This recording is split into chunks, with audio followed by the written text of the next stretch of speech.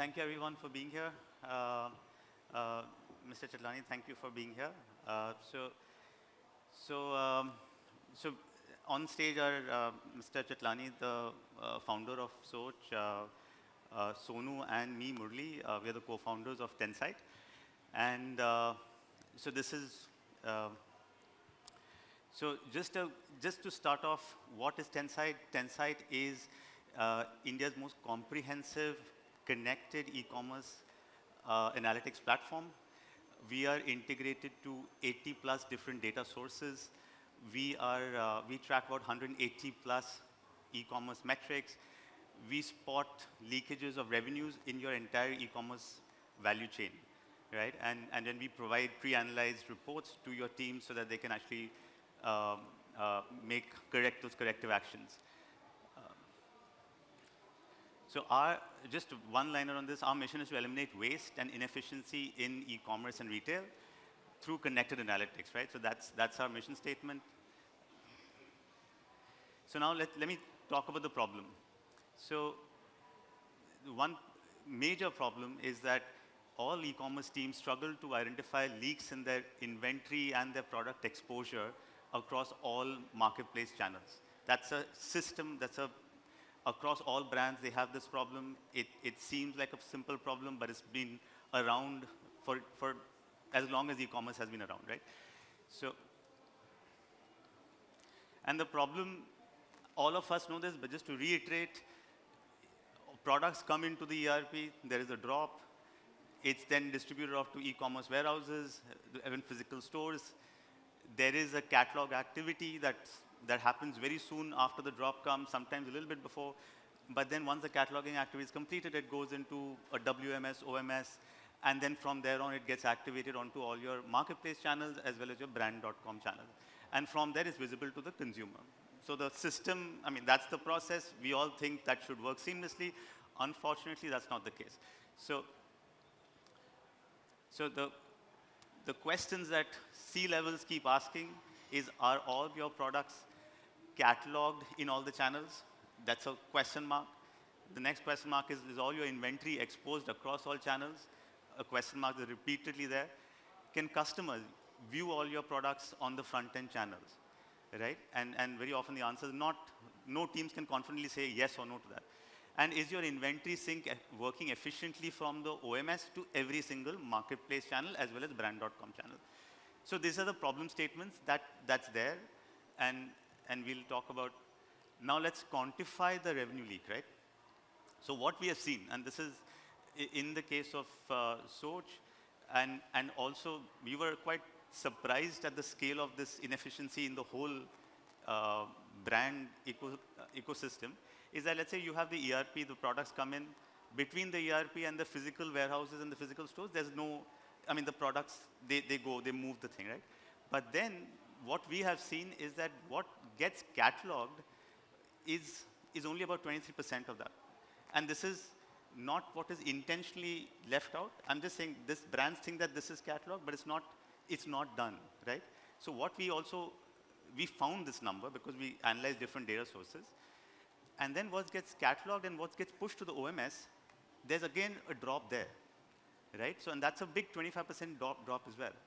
Now, we all think that all OMSs, WMSs push that data accurately to all the channels. So we have integrated to across OMS and WMSs across the board. We are integrated to all platforms as well, and we validate that check on the left side and the right side.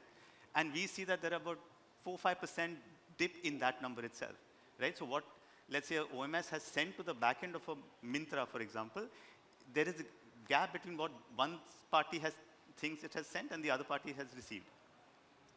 And then the surprising aspect is that what the back end of the marketplace has and the front end of the marketplace has is a different leakage there. So that's about 3 to 4% dip, right? And that's what finally what the customer sees is only about 70% of what the brand thinks that they are showing to these to the consumers, right? And so that's, I mean, just from a concept of जो दिखता है वो बिकता है, 30% is not कोई देख ही नहीं रहा है, right? Now how can that be sold at all? So what? Now so these are the brand pain points. customers are not exposed to the entire range. And that's a direct, okay, 30% not loss, but let's say 15% guaranteed loss, right? 30% of inventory is never exposed to the people who are supposed to buy it.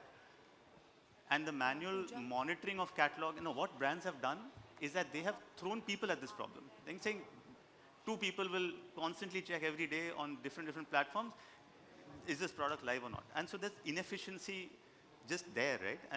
And brands are throwing people at the problem. So there's productivity losses.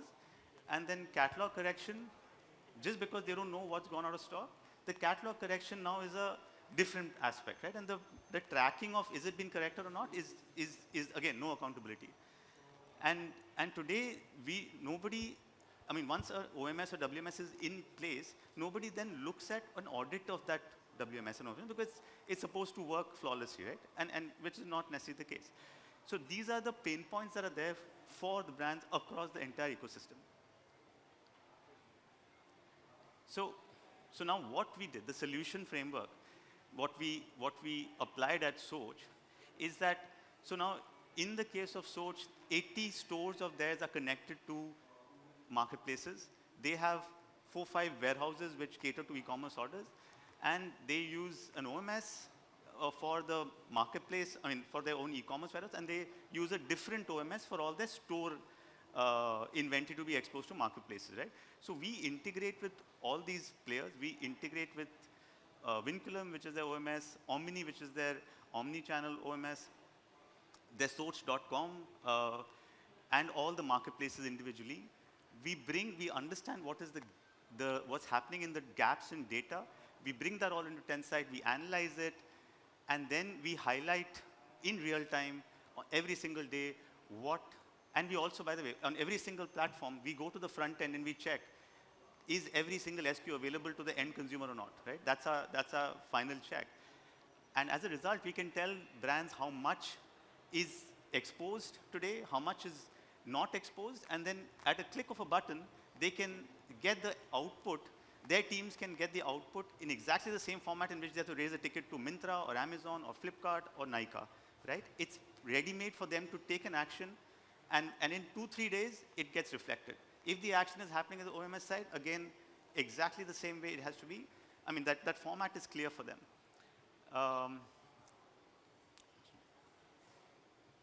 So now this was the state of the efficiencies of what was exposed at channel levels across various platforms, right? So roughly, if you see, on an average, I would say only about 50% of the inventory was actually exposed to the people. And brands don't typically know this problem statement, right? And now this was, I think the date highlighted in red shows is about June last year. And let me show you, as of, I think, sometime last week, what the status was, right? This is the status as of, I think, 3rd of May, right? So now all their products are exposed. It's 99% exposed across channels, and the revenues have just bumped up because now the products that are supposed to be seen by all the consumers are actually seen by all the consumers. And that inefficiency yes, Soch is not the only one who's had this problem. It's a system-wide problem, and then that's one of the things that we're just solving with Tensight.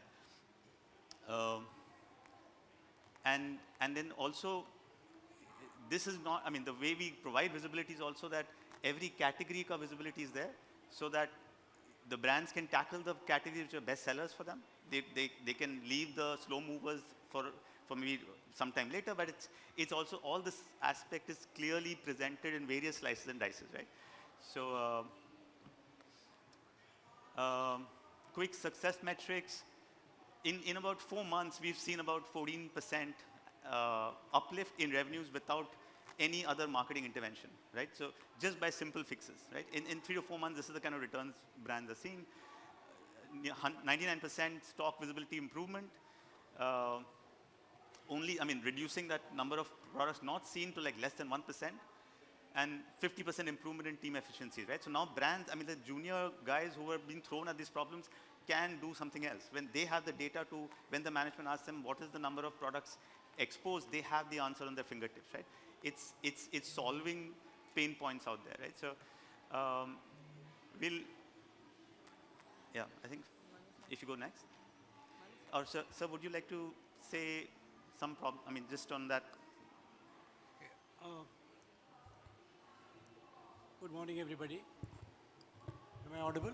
Yeah, thank you. Okay, so our pain area was 70% of our products were exposed online to different channels.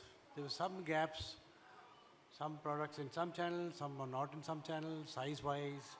So obviously, jo dikhta hai, wo bikta hai. And with Tenovia coming into the picture, earlier what we used to do, we used to ask our teams to continuously check browse the portals manually and check what is available, what is not available in the portals. Now Tenovia does this automatically and effortlessly, including which products are not available in particular sizes in some portals. I have a medium in Myntra, it's not available on Amazon or Nykaa. Even that information I get from Tensight. They have this live listing module which automated this entire solution and saved us a lot of time. From 70% of what was available as per us, according to us, 100% was visible, but actually what was available was about 70%. After they're coming into the picture, about 98% is available. And a large percentage of our e-com sales comes from repeats. So Tensight also helps us to reorder on time. We feed in the lead time of each product, and Tensight tracks the sales and gives us alerts on what products need to be reordered or pulled from our other warehouses or our EBOs well in time so that we don't lose sales. In e-com, what happens is when your sales are, let's say, 20, 30, 40 pieces a piece, and you go out, you get pushed up in the marketplace, and as your sale goes down, maybe because you don't have stock, you get pushed down. And then when you get a lot of stock, it takes a long time to get pushed up again. So a lot of this was avoided by timely alerts from Tensight. We also use Tensight to decide how much to discount and monitor the impact of discounts on increase in sales.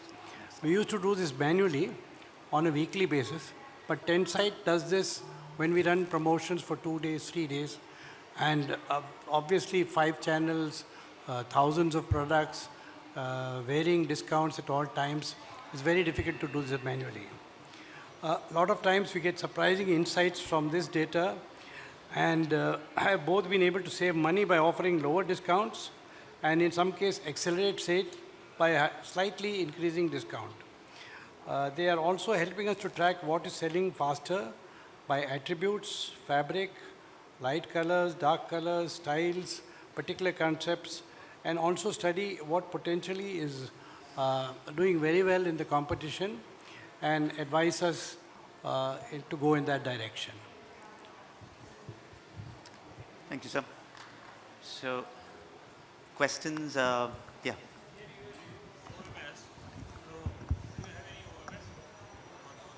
Hello. Here you remove OMS platform. So which OMS platform you are using? No, so we work with all OMSs. We integrate with all OMSs. Mm-hmm. So we make sure that the improvements happen with any OMS the brands use. But right? in this flowchart, OMS is not there. I think it's not there on this particular thing, but yeah, that's just a how you are publishing the inventory and. Sorry. Without OMS, how you are publishing the inventory? No. So I think it's Vinculum and Omni, which is there. Vinculum is the OMS. Yeah. So. How did you attributed the sales uplift to inventory? How did you sort of measure, and similarly on the employee efficiency, how did you measure it? So on the sales uplift bit, we are, we know the numbers that are there before. We know the products which are there. We know the products which are suppressed. Which are not visible.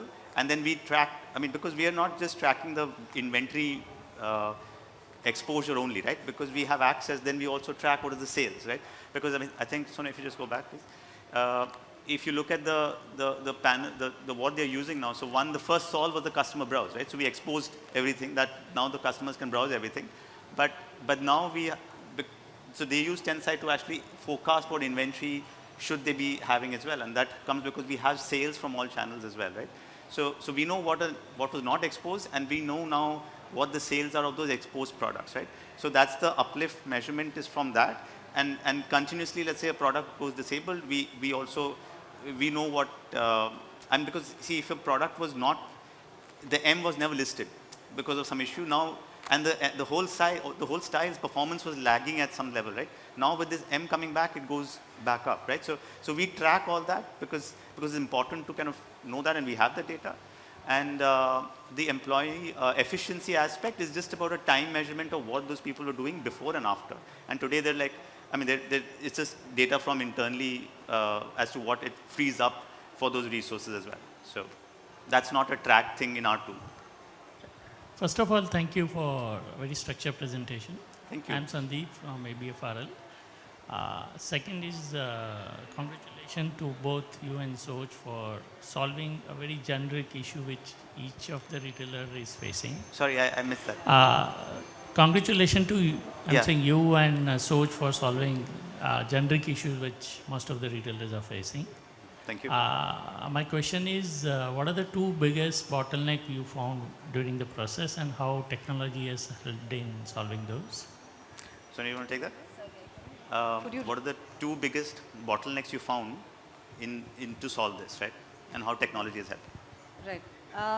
So in case of integration, one of the biggest challenges that we had faced purely from a technology standpoint is working across different architectures, right? So you've got your order management system, you've got your back-end panels, you've got front-end RPAs that we work with.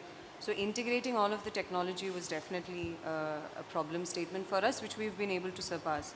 But the second biggest bottleneck that we had was convincing the people on the ground that they have a cataloging problem. If you go to a merch team or you go to a cataloging team in any brand, their first pushback is that we've cataloged everything. There is a tech challenge on the panel because of which the products are not shown, right? And we had to then sit down with them and say that we are not against you. We're working with you with this tech to enable you and facilitate your work to get better and faster. So please look at the data. It's not 100% cataloged. It's only 70% cataloged. You've not got 100% of your stock exposed. It's just 80% exposed. And that's where we needed the support of the management to convince the teams that they could use the product to help them better. So those were the two main challenges. So if I were to summarize your solution, you're basically scraping websites of third parties as well as the own brand website, comparing that with the data on the catalog and saying, here's the gap, correct? It's not just scraping. So while that is a part of it, because from a front-end crawl, you need to understand, you're mimicking what a customer is also seeing, right? But apart from that, we are also integrated through APIs, we're integrated with all the order management systems, with your ERPs. It could be with the back-end panels itself. So like we were showing in this slide, it's not just, the first problem is the product visibility problem. But the other problems that we're today solving for Soch, case in point, is what are the kind of products that competition is selling? What are the kind of products that my products itself, what is it sell through at say an event and what discounted rate? At this point in time, we use not just crawlers, but we also use some level of machine learning because we need to understand demand signals from competition. So we use our algorithm to actually rank and say that these are the set of products that are actually doing well with this attribute, this cut, like Sir was saying, dark colors, light colors, what fabric. So there's a lot of intelligence at that point in time that operates so that we can give the insight to the team. So it's not just data that is populated, it's not a data puke, it's more actionable insights that the teams can then take. Got it. My only question was, how do you ensure that you're not blocked by Myntra, Amazon, all of these players that you're doing? On the crawling bit? Correct. So I think they all crawl each other. They are crawl friendly for Google purposes as well. And then we use we use the same techniques of a... So you're using a dynamic IP to kind of scroll? Yeah, so we crawl through maybe like 2,000 pages every second. And our dynamic IPs change every 3 seconds, Got it. right? All right. Thank you. So one of the things that I wanted to understand was on the pricing intelligence. So you talked about you improved in terms of the markdowns or the discounts. How has that benefited? What percentage, if you could share some data in terms of what percentage have you been able to bring this down by? So you... Actually, See, about 12% of our business is e-com. So we were not that deep into it. We never used to give it much thought. So my people would come and say, boss, this is not selling, let's discount it. And we'd give 25, sometimes we give 50. And the 10 side would give us insights and say, listen, at 25%, your sale has gone up so much. It went up for so many days, and then it dropped down.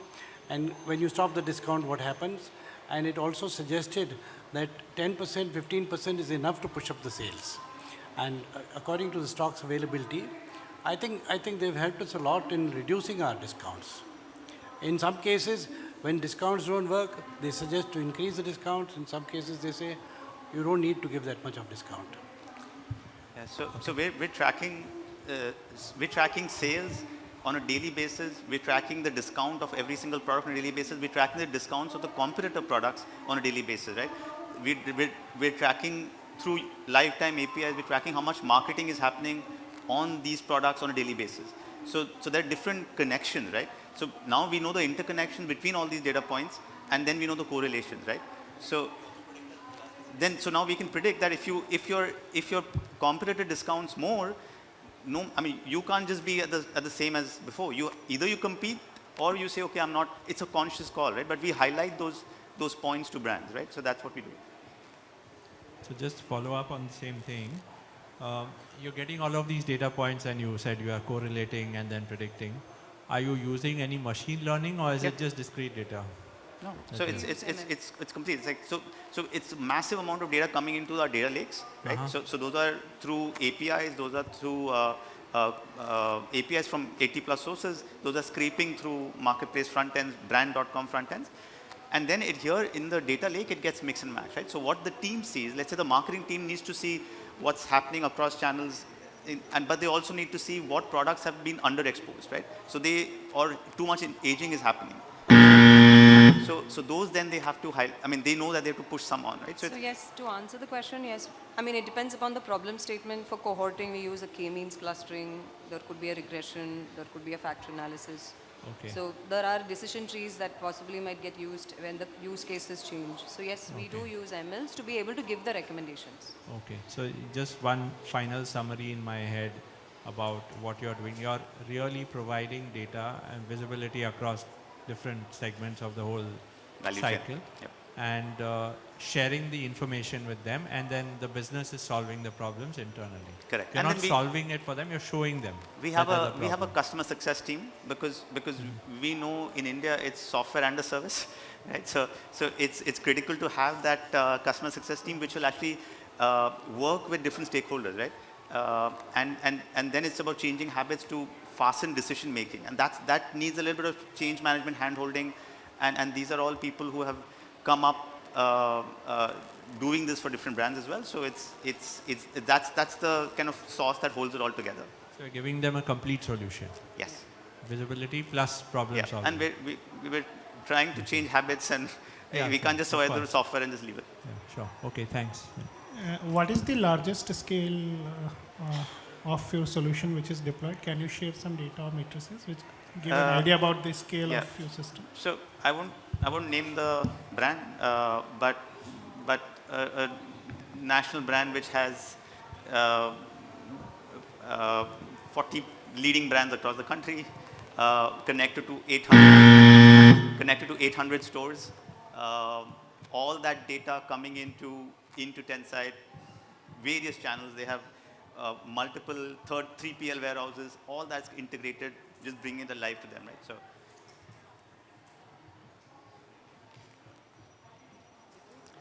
Thank you so much.